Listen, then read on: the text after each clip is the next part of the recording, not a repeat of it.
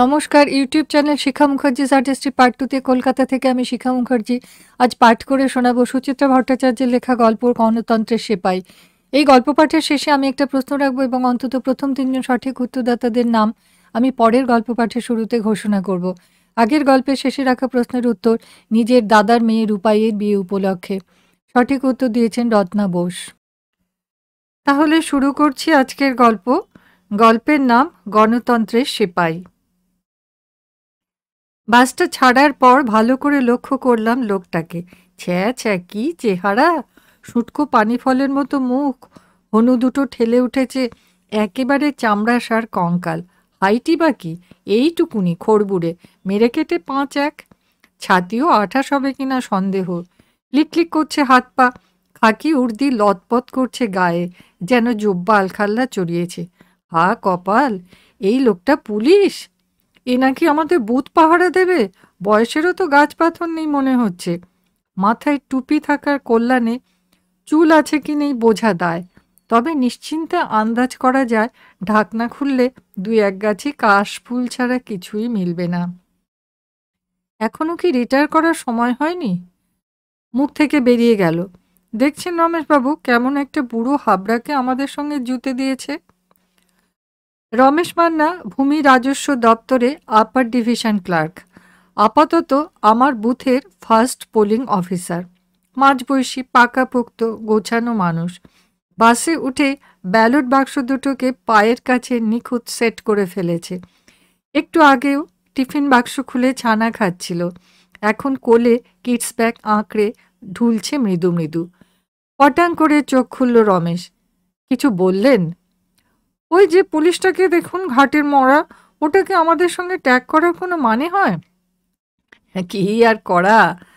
রমেশ ছোট্ট হাই তুলল। যার ভাগে যা পড়েছে। লোকটা এখনো চাকরি করছে কি করে? বয়স তো মিনিমাম 70 হবে। রমেশ মুচকি হাসল।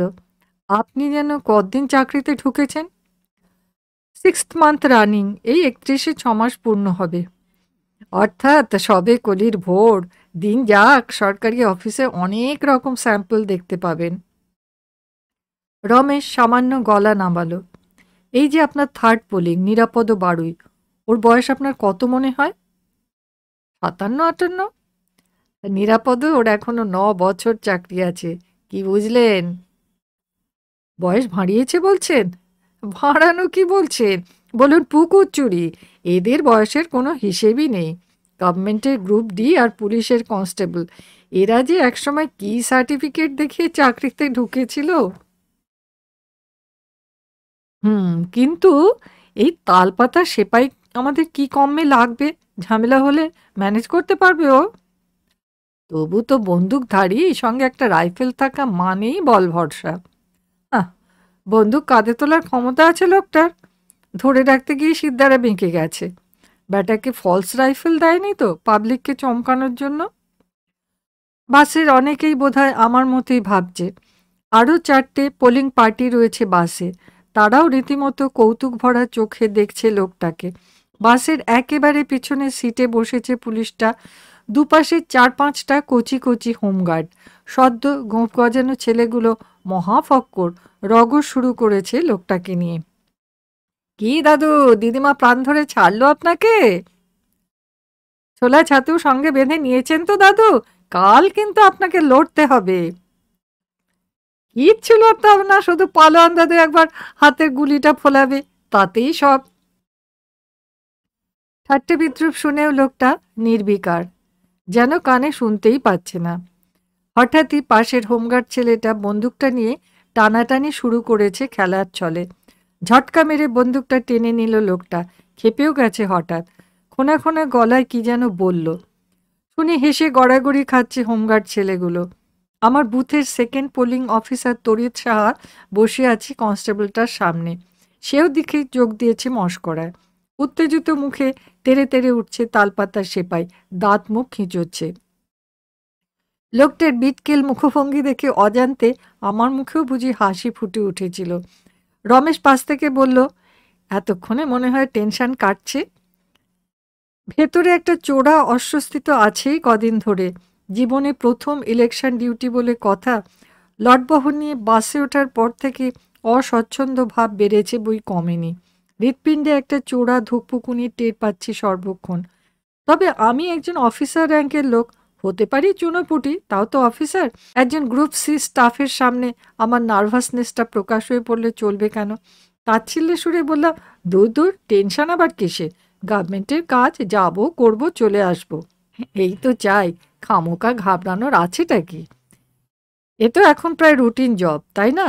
বছর বছরই হচ্ছে, হয় স্টেট, নয় মিউনিসিপ্যালিটি, নয় পঞ্চায়েত, কিছু না কিছু তো লেগেই আছে। জানেন এই নিয়ে আমার কটা ইলেকশন হলো? কটা? 13টা। তার মধ্যে 3বার পঞ্চায়েত ডিউটি। এখন ভোট নেওয়াটা আমার কাছে জল ভাত হয়ে গেছে। সে আপনাকে দেখেই বোঝা যায়।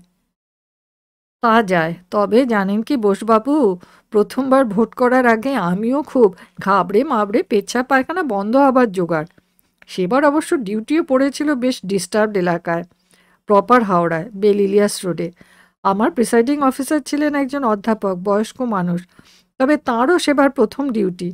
তিনি বেজায় নার্ভাস, ঠকঠক করে কাঁপছেন। তার কাঁপুনি দেখতে দেখতে আমার ভয় উবে গেল। সেই তুলনায় আপনি তো যথেষ্ট স্টেডি আছেন। হাসি পেয়ে গেল।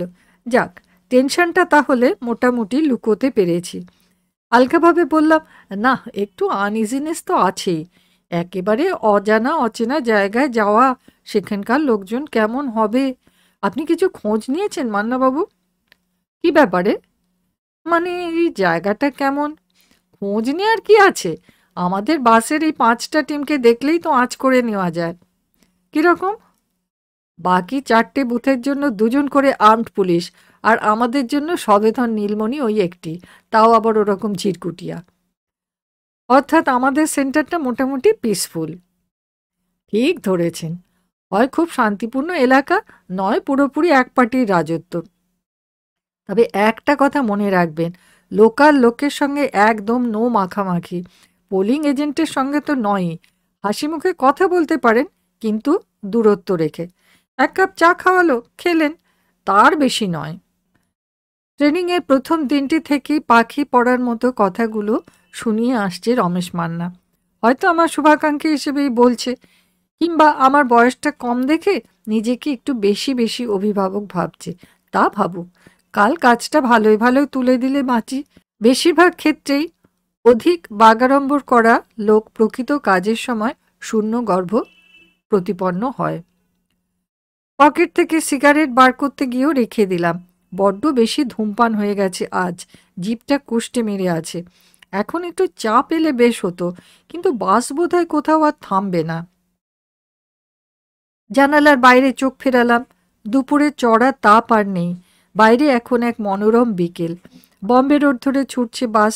দুধারে ছোট বড় মাঝারি কলকারখানা। ফাঁকে ফাঁকে সবুজ, গাঢ় সবুজ, হালকা সবুজ, হলদেটে সবুজ। সবুজ দুলিয়ে ফাল্গুনের হাওয়া ঝাপটা মারছে মুখে চোখে। ভালোই লাগছে। সকাল থেকে বড্ড ধকল গেছে আজ। চোখের পাতা জড়িয়েও আসছে একটু একটু।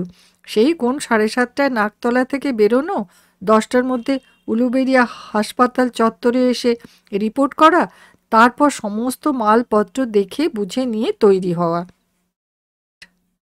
নির্বাচনী বস্তায় কত রকমের মাল যে থাকে! সূঁচ, গুণসূঁচ, সুতো, ব্লেড, সুতুলি, দড়ি, নারকেল দড়ি, কালি, stamp pad, rubber stamp, hurricane, তারা তারা কাগজ, কাপড়, পেরেক, গালা, ফর্ম, খাম, ভোটার লিস্ট, ব্যালট পেপারের প্যাকেট। 843 জন ভোটারের জন্য 850 ব্যালট পেপার দিয়েছে। প্রত্যেকটি নম্বর দেখে নিতে হলো।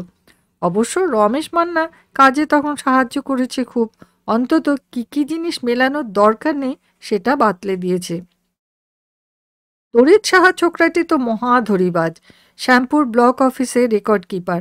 চোখে মুখে কথা বলে, কিন্তু কাজের বেলায় ঢনঢন। ফুরুত ফুরুত উড়ে বেড়ায়। আর নিরাপদ তো আরেক চিজ। অতি নিরীহ, অতি সুবোধ, কিন্তু কোনো কথাই তার মগজে ঢোকে না। শুধু বিড়ি খায় আর ফ্যাল ফ্যাল তাকিয়ে থাকে। যে দুটো ব্যালট বাক্স তুলে আনলো, দুটোই ডিফেক্টিভ। বদলে আনতে বলা হলো, গিয়ে ভ্যাবা গঙ্গারামটি হয়ে দাঁড়িয়ে আছে। কোন বাসটায় যাব সেটা খুঁজতে পর্যন্ত ঝাড়া 1 ঘন্টা লাগিয়ে দিল। এই টিম নিয়ে কাল যে আমার কি হাল হবে। ভাবতে ভাবতে চোখ চলে গেছে লোকটার দিকে।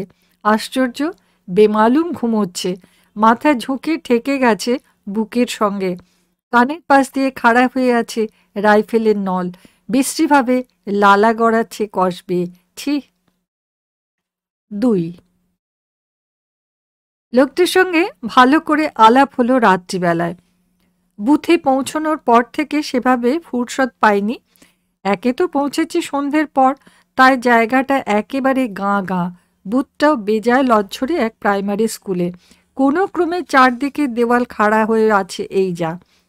মোটামুটি নিজেদের স্থাপন করতেই ঘন্টা 2 লেগে গেল।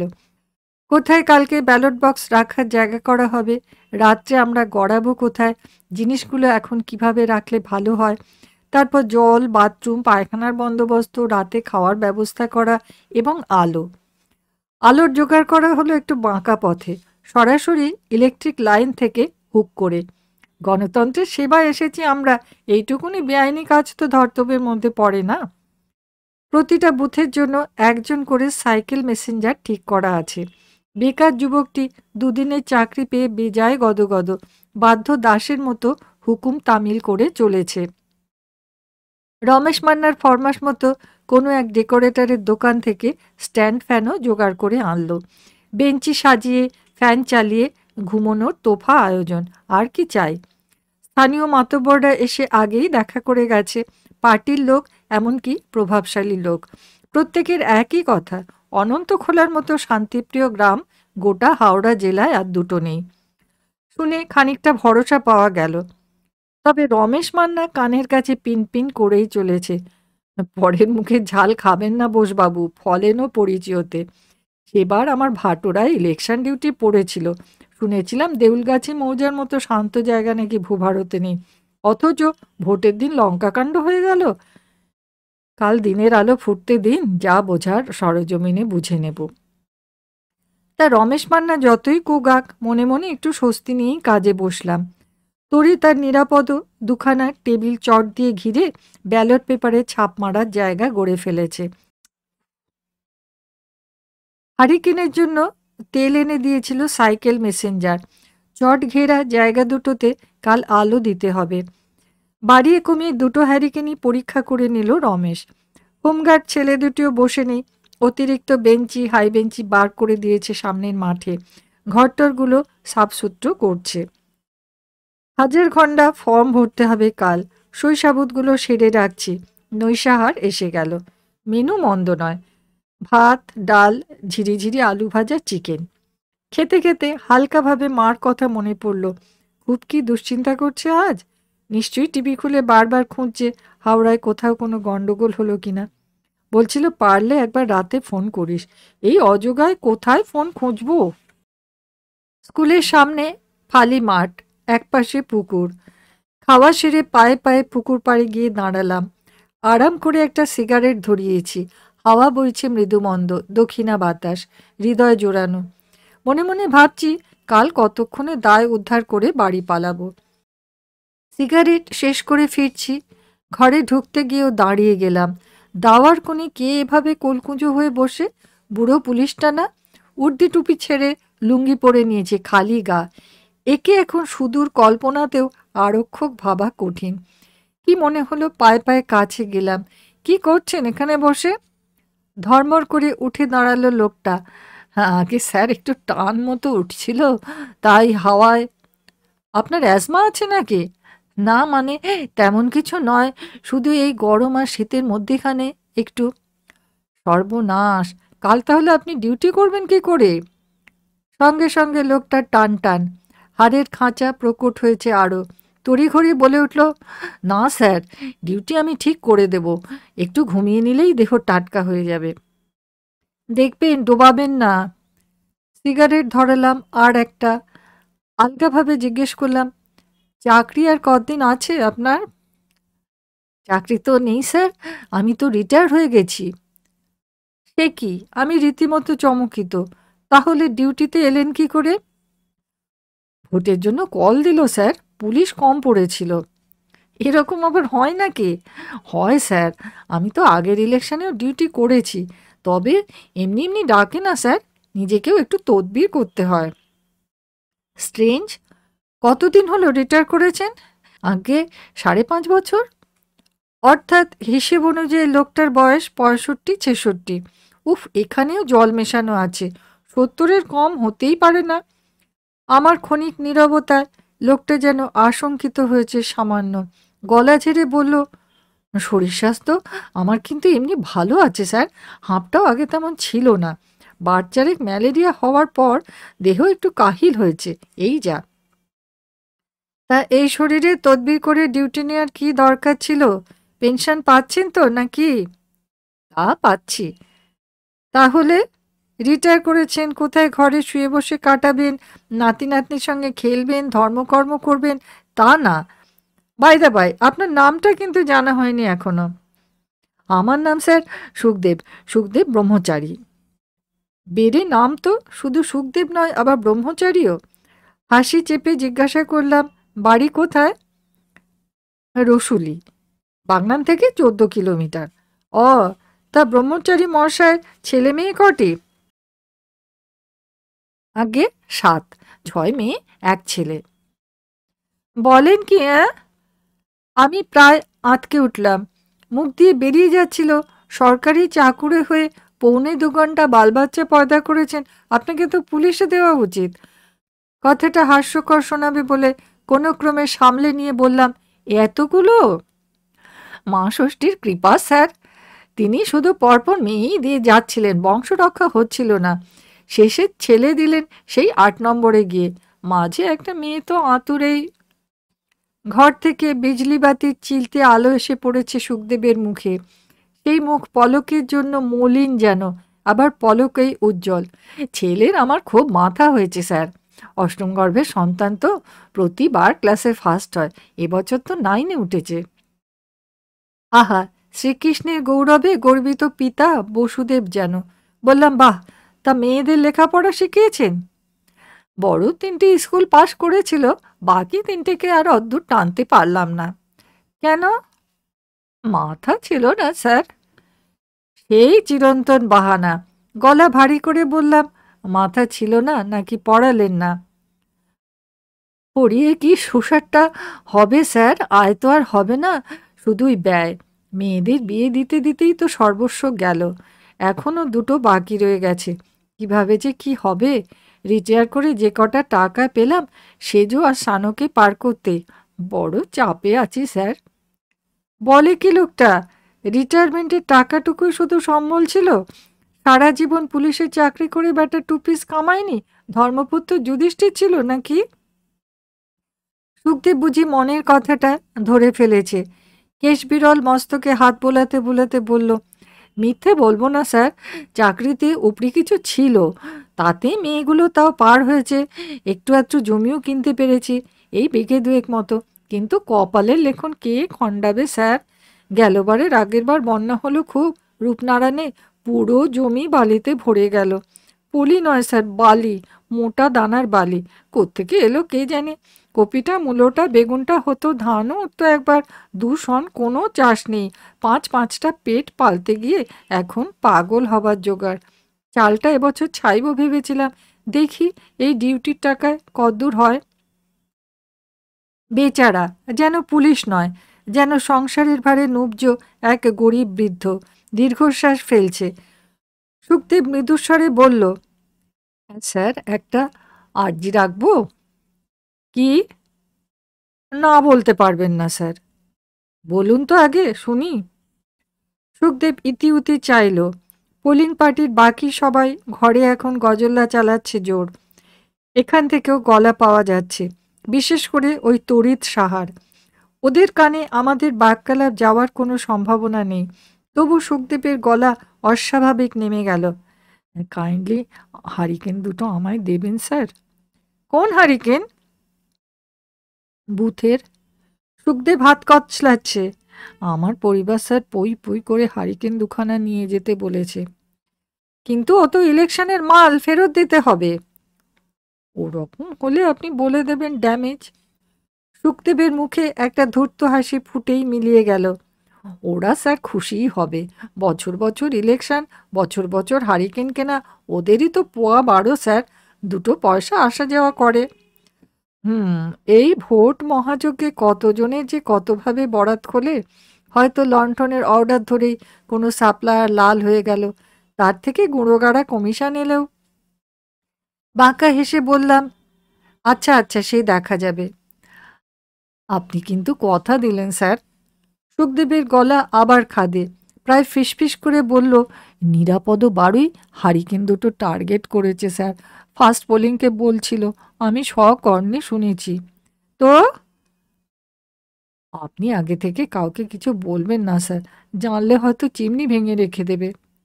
কেন ভাঙবে কেন? নিজে পেল না তাই। গতবার প্রিসাইডিং অফিসার আমাকেই দিয়েছিলেন বলে থার্ড পোলিং কাঁচ ফাটিয়ে রেখেছিল। তাই নাকি? হ্যাঁ স্যার। সুখদেবের গলায় কাকুতি। আমার কথাটা ভুলবেন না স্যার, আমার পরিবার কিন্তু হারিকেন দুটোর জন্য অপেক্ষা করে আছে। গম্ভীর হতে গিয়েও হেসে ফেললাম। ইলেকশনের দিন কত মানুষ যে কত কিছুর অপেক্ষায় থাকে।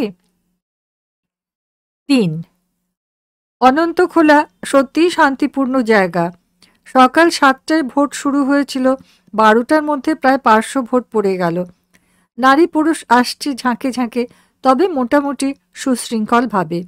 বাইরে হোমগার্ড দুটোর প্রায় কিছুই করার নেই, তারা অলস মেজাজে লাঠি হাতে ঘুরছে মাঠটায়। সুখদেবও দিব্যি নিশ্চিন্ত, বন্দুকখানা দেওয়ালে দাঁড় করিয়ে রেখে পায়চারি করছে। ঘরের ভেতরেও বেশ মাখো মাখো পরিবেশ। এখানে লোকসভার প্রার্থী আছে ৩ জন। পার্টির পোলিং এজেন্টরা নিজেদের মধ্যে গল্পগাছা করছে। আমাদের বেশ কয়েকবার চাও খাওয়ালো। ১:৪ নাগাদ বুথ প্রায় ফাঁকা। ২-৫ মিনিট অন্তর অন্তর এক আধজন ভোটার আসছে, ভোট দিয়ে চলে যাচ্ছে। চাপ নেই দেখে রমেশ আর তরিত খেতে চলে গেল পাশেই একটা দোকানে। আমারও মানসিক জড়তা সম্পূর্ণ কেটে গেছে, নিজেই সামলাচ্ছি ওদের কাজ। ওরা ফিরলে আমিও টুক করে ভোজনটা সেরে আসব।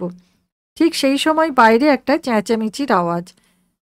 দেখ না দেখ, জনা ৮-১০ লোক এক বছর ২০-র ছেলেকে হিঁচড়োতে হিঁচড়োতে ঘরে নিয়ে এলো। দলের একজন চড়া সরে বলল, এসব হচ্ছে কি? ভোট দিতে এসেছেন না ছেলে খেলা করছেন? রমেশ মান্নার শিক্ষা মতো গলা চড়িয়ে বললাম, কেন, হয়েছেটা কি? আপনারা এবার বুথের ভেতর ঢুকেছেন কোন রাইটে, উইদাউট মাই প্রায়ার পারমিশন? হ্যাঁ, রাইট মারাচ্ছে। আর একজন চোখ লাল করে খেঁকিয়ে উঠল, এই যে ছেলেটা ৩-৩ বার ভোট দিয়ে গেল, দেখতে পারেননি? চোখে ঠুলি পড়েছিলেন? ঝলক দেখলাম ছেলেটাকে, সত্যি দিয়েছে নাকি টের পায়নি তো। শ্যামলা রং, বেশ ভালো মানুষ ভালো মানুষ মুখ। দেখেছি কি একে আগে? মনে করতে পারছি না তো। গলার স্বর একই রকম উচ্চগ্রামে রেখে বললাম, ওভাবে চোখ পাকিয়ে কথা বলছেন কেন? আমি প্রত্যেককে জেনে রাখবো কি করে? আপনাদের পোলিং এজেন্ট তো বসে আছে, সে কিছু বলেনি কেন? অমনি পড়াং করে লাফিয়ে উঠেছে এক পোলিং এজেন্ট। খানিক আগেও মুখে বেশ হাসি খেলছিল তার, হঠাৎই চোয়াল শক্ত। বেমালুম বলে দিল, আমি তো অনেকক্ষণ ধরে অবজেকশন দিচ্ছি, আপনারা তো কেউ শুনছেনই না। কেমন যেন গুলিয়ে গেল সব। হতভম্ব মুখে বললাম, আপনি কখন বললেন? কখন প্রোটেস্ট করেছেন? করেছি তো। পাশের পোলিং এজেন্ট চুপচাপ নাটক দেখছিল এতক্ষণ। কাঁধ ঝাঁকিয়ে বলল, এ স্যার পুরো জালি কেস, নিজেদের লোককে সাজিয়ে এনেছে একটা ঝামেলা পাকানোর জন্য। শালা, আমরা ঝামেলা পাকাচ্ছি? বলতে বলতে একজন আস্তিন গুটিয়ে তেড়ে গেল ছেলেটার দিকে। বুকের পাটা থাকে তো বাইরে আয়, থেঁতো করে দিচ্ছি। সঙ্গে সঙ্গে ৪-৫ জন আমার মুখের সামনে আঙ্গুল নেড়ে শাসাতে শুরু করেছে, এক্ষুনি একে অ্যারেস্ট করতে হবে, অ্যাট ওয়ান্স। আমার হাঁটুর জোর এবার কমে এসেছে, তবু বললাম, ও যে ৩ বার ভোট দিয়ে গেছে তার প্রমাণ কি? আমরা বলছি সেইটাই প্রমাণ, সাহস থাকে তো অস্বীকার করুক। বলতে বলতে ছেলেটার কলার ধরে ঝাঁকাচ্ছে সন্ডা মার্কা। কিরে বল বল, কবার ছাপ মেরে গেছিস বল?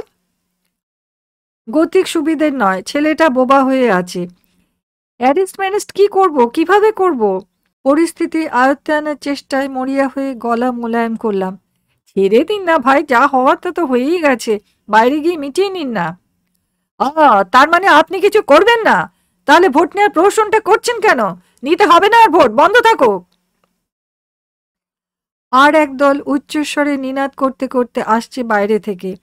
ঘর থেকে বেরিয়ে গেল কয়েকজন। তীব্র স্বরে বচসা চলছে দুপক্ষের। ভালো মতো ভিড় জমে গেছে একটা। দক্ষযজ্ঞ প্রায় বাঁধে বাঁধে। আমার একেবারে কিংকর্তব্য বিমূঢ় দশা। দুই হোমগার্ড সিঁটিয়ে দাঁড়িয়ে আছে। নিরাপদ সিটে বসে কাঁপছে ঠক ঠক। সুখদেবকে দেখা যাচ্ছে না। ভয়ে সে কোথাও লুকিয়ে পড়ল নাকি? তখনই তীব্র গলার হুঙ্কার শোনা গেল, খবরদার! উত্তেজিত জনগণ যেন থমকে গেছে সহসা।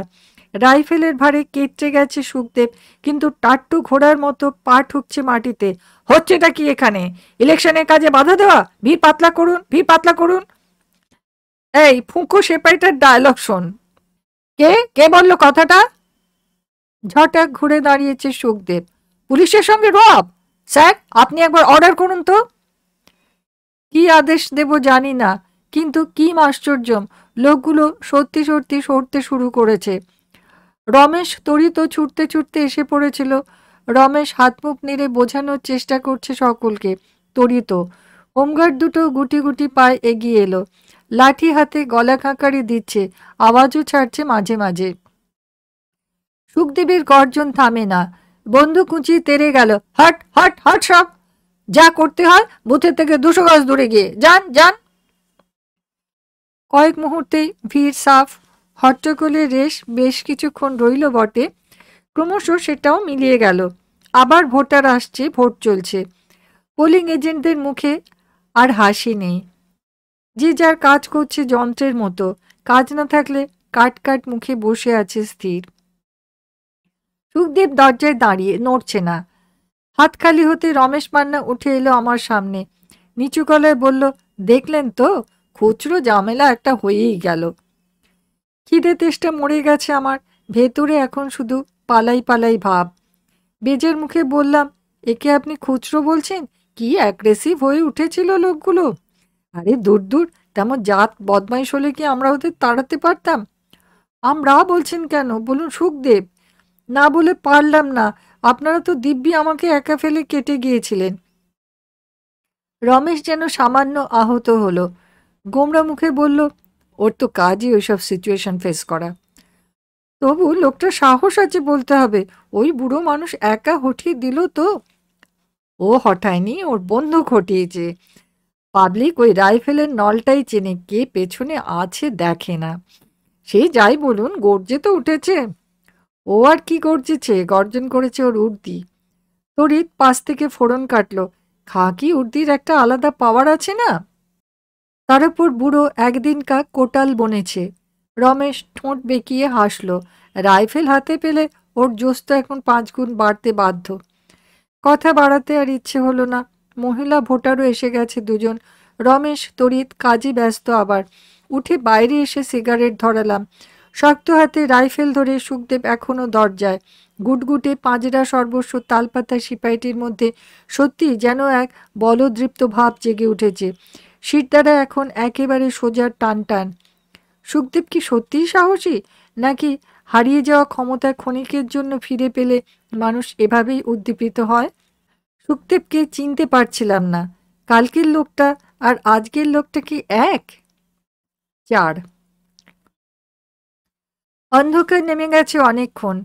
ব্যালট বাক্স বাঁধা ছাদা করে রেডি হয়ে গেছি, কিন্তু আমাদের বাসের এখনো দেখা নেই। বুথের বাইরে অপেক্ষা করছে একটা ছোট্ট জনতা। আমাদের রওনা না করিয়ে তারা নড়বেই না। আমরা ভোট পাবো বলে কথা।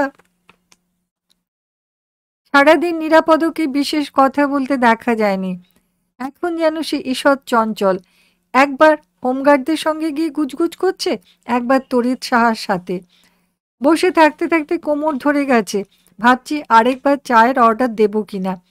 গুটি গুটি পায়ে নিরাপদ এসে দাঁড়ালো সামনে।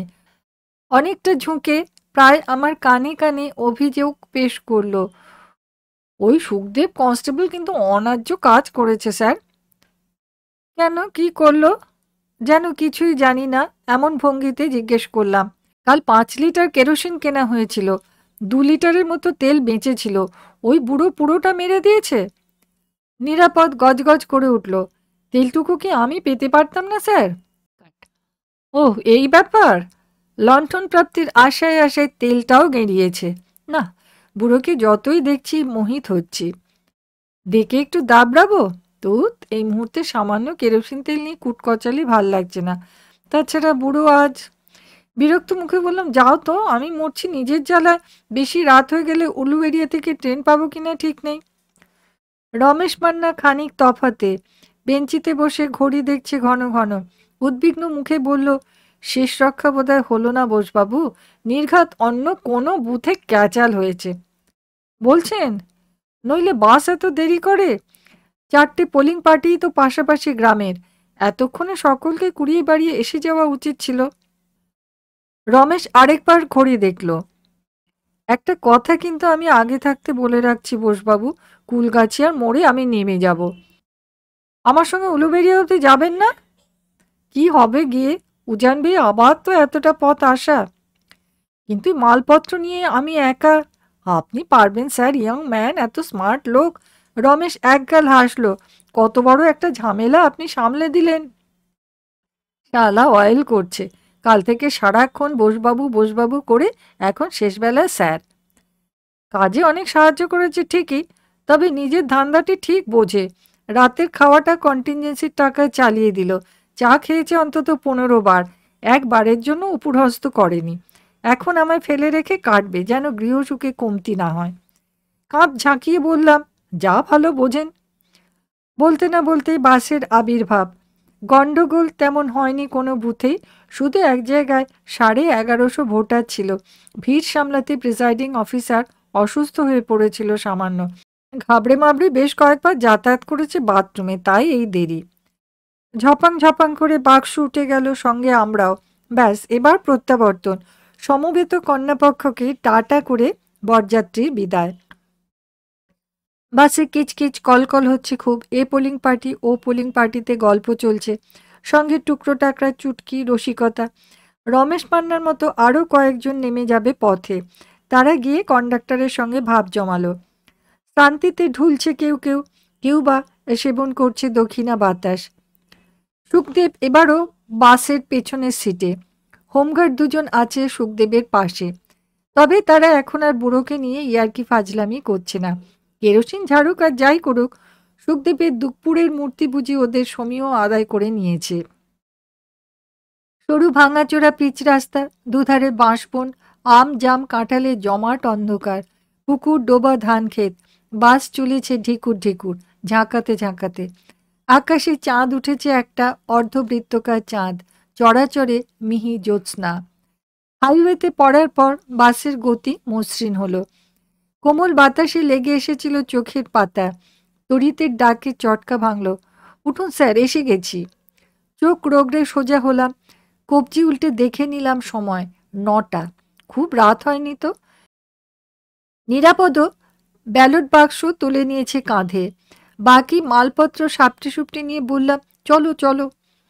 রমেশ মান্না তো মাঝপথেই ভাগলবা। তড়িৎ কাউন্টারে পৌঁছে দিয়ে পলকে ভ্যানিশ।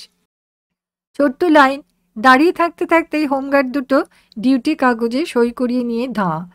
পাশে শুধু লটবহরের জিম্মাদার হয়ে নিরাপদ, আর পেছনে পাহারাদার সুখদেব। মিনিট কয়েক যেতে না যেতে নিরাপদ ঘাড় চুল করছে। আমি কি এবার যেতে পারি স্যার? যাবে, যাও। মুক্তি পেয়েও সঙ্গে সঙ্গে নড়ল না নিরাপদ। সেন দৃষ্টিতে তাকিয়ে আছে পাশে রাখা মালের বস্তাটার দিকে। কি যেন বলি বলি করেও বলল না। ছোট্ট একটা শ্বাস ফেলে চলে গেল ধীর পায়ে। হ্যারিকেন দুটোর কথা বলতে চাইছিল কি? দরকার নেই বাবা ঝুট ঝামেলায়। সরকারি মাল সরকারকে জমা দেওয়াই ভালো, সেটাই উচিত কাজ। কাউন্টারে বুঝিয়ে দিচ্ছি কাগজপত্র, বস্তাটাও দিয়ে দিলাম। খুলে মেলাচ্ছে একজন। হঠাৎ বলে উঠল, আপনার হ্যারিকেনগুলো কোথায়? আমি যেন বিদ্যুৎ স্পৃষ্ট। প্রাপ্তিযুগের ঠান্ডা লড়াই সামলাতে নিজের হাতে থলিতে ভরেছিলাম লণ্ঠন দুটো, গেল কোথায়? ঝটিতে পেছনে তাকিয়েছি। এই নির্ঘাত সুখদেবের কাজ। ব্যাটা না বলে হাতিয়ে নিল। সুখদেবের পায়ের কাছে 17 ইঞ্চিতে বাঁধা বেডিং, হাতে একটা ঝোলা। আমার সঙ্গে চোখাচোখি হতেই মুখটা পুরো গরু চোরের মতো হয়ে গেল। করুণ দৃষ্টিতে তাকিয়ে আছে।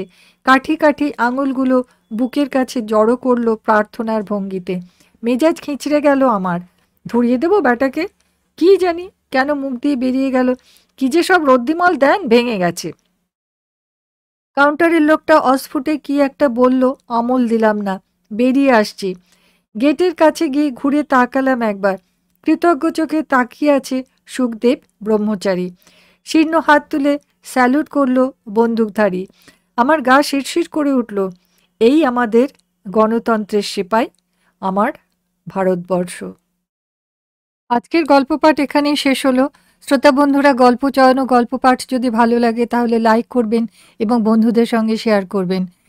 আজকের প্রশ্ন, পোলিং অফিসার রমেশ মান্না ফেরার পথে কোথায় নেমে গেছিলেন? আশা করি আপনারা সকলে ভালো আছেন, সুস্থ আছেন। যারা নিয়মিত এই চ্যানেলের গল্প শোনেন তাদের সকলকে আমার ধন্যবাদ জানাই।